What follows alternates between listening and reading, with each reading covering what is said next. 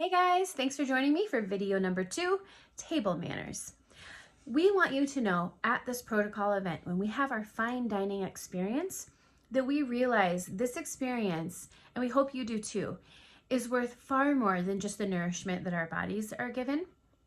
And we use the story of Esther in class to kind of help the kids wrap their minds around the fact that the feast is set, but there's reasons for why we do things, and following the rules and protocols of the dinner table can do great things. So let's take a look here at the story of Esther really quickly. It says, she served a delicious feast to set the stage to ask for Israel's deliverance, so that the king's soul was pleased, and a good thing too. This was a state dinner with profound implications. No doubt Esther displayed perfect decorum at her fine banquet, employing exquisite manners in the presence of the king and her people's enemy. She had already obtained the king's favor, but the banquet was a place to secure it and to further please him. Her faith in God, prior training, and obedient practice of the rules of her times had equipped her for this serious situation, and she carried herself with impeccable protocol and training.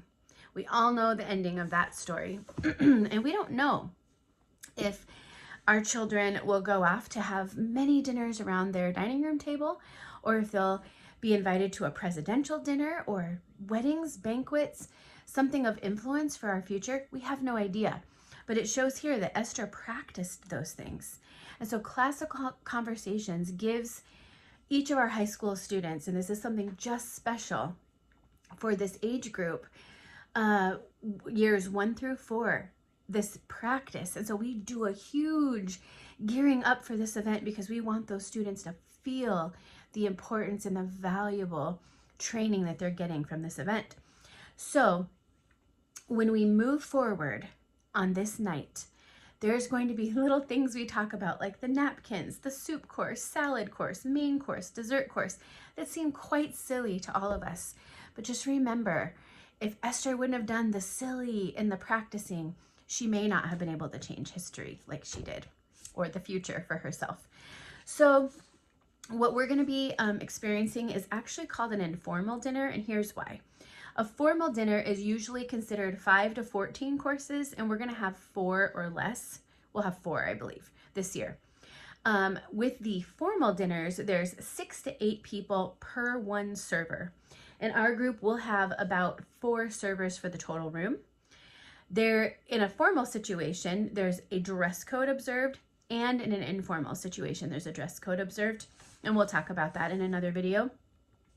Again, the formal dinners are mostly military balls or, big weddings or something for the state or the government, whereas these informal dinners are usually within small groups, and that's what we consider ourselves. We'll have about 40 of us. That's a small group, so that'd be considered an informal dinner.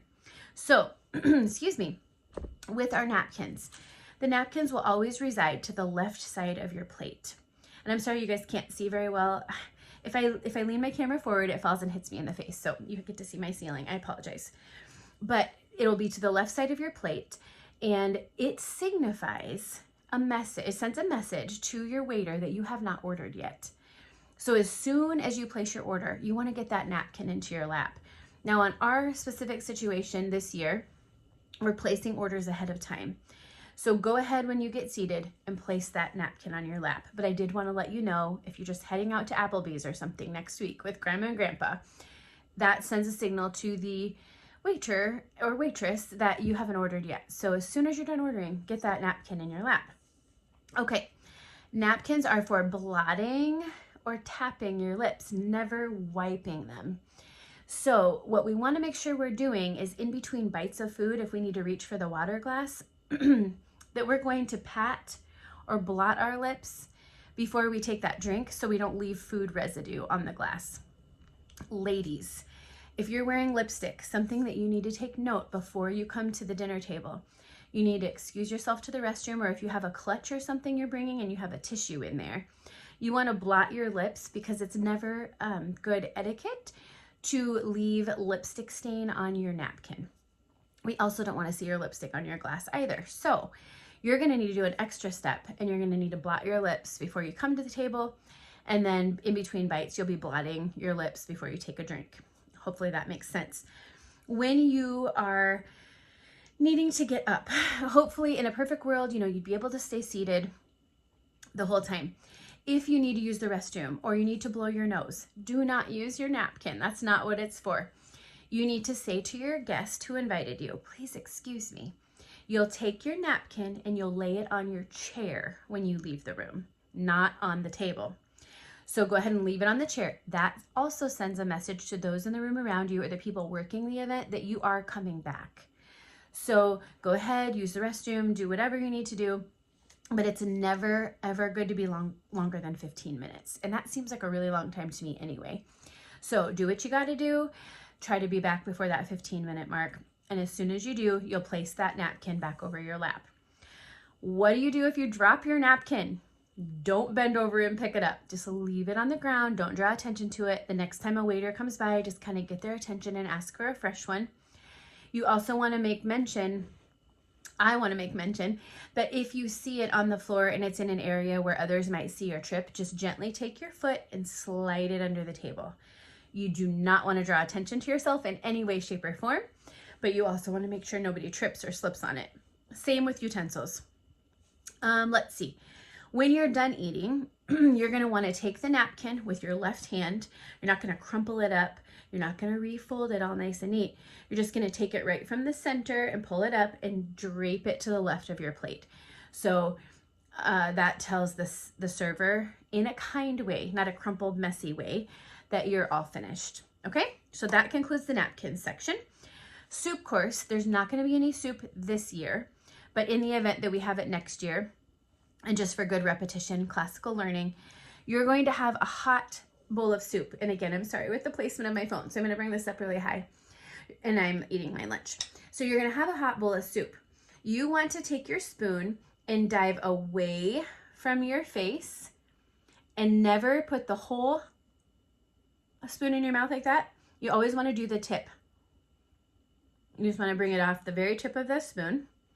You never, ever want to blow across the table. If your soup is really hot, they suggest getting a spoonful and letting it hover here for a while until you see the steam leave. That's the proper way to do it. That's why these dinners take a long time. That's why we can't rush, because we have to do things in such a way that it's not like just going out for a burger. We have to slow down and really think things through. Your spoon can rest in the bowl if there's no plate delivered underneath the bowl. If there is a plate delivered underneath your soup bowl, the spoon should rest on that plate near your bowl. Never dirty utensils on the table. Okay? Salad course. So you're often going to get loose leaf lettuces, maybe some baby tomatoes, things that could roll off the table, things that are maybe too large for you to shove in your mouth in a kind way or a polite way without drawing attention to yourself. So what they recommend is having a fork and knife. Now remember, this is the way to know which silverware to use first. We always start at the outside and work our way toward the main dinner plate. So if this is your first course, the salad, or if you've had your soup and you've used your soup spoon that came with the bowl, and now you're onto the salad, you're gonna start with that outermost fork. So start on the outsides, work your way in. Take your salad fork. You want to stab your lettuce, and you do not ever want to stick this through the tines. You always want to run parallel. Can you see that? Parallel to your fork to cut the lettuce pieces or your baby tomato or whatever it is that's causing the problem, getting it into your mouth in a kind way. That's how you want to use your utensils. Who knew? I've always cut through the little tines. I thought that's what you were supposed to do. So something I learned last year as well. Main course, same thing. When you are cutting meat, so this year we have a chicken course and a steak course. When you're cutting your meat, the protocol or etiquette is that you would cut just the way I showed you, parallel to one another, one bite at a time. You would chew that bite, swallow that bite, then cut your next bite. That is why these meals take time. They allow for great conversation. They allow for a very peaceful environment and just a smooth part to the evening. So Take your time. Don't rush through this. You got this. For your dessert course this year, we are going to be having it at the Comedy Club. And normally we would have it at the dinner. And same thing. You don't ever want to leave your silverware dirty on a table. So when you're done with your dessert, you're going to just lay your fork and knife across the plate. If you think of your plate as a clock, you want it in the 10-20 position. So if it was 10-20, it would be diagonal across your plate. And that's how you end your meal. I think that is everything for the table manners. If you do not like something that you are served, don't tell anybody. Don't say, oh, I don't like that. Don't give that to me. Or you don't want to draw attention to yourself. Are you picking up on the theme? You're to take the item. Now, as long as you're not allergic to it or something like that, they recommend in the curriculum that you would take a small bite of it. And then you lay your silverware at 10 and 20 and quietly just push it aside and wait for the next course.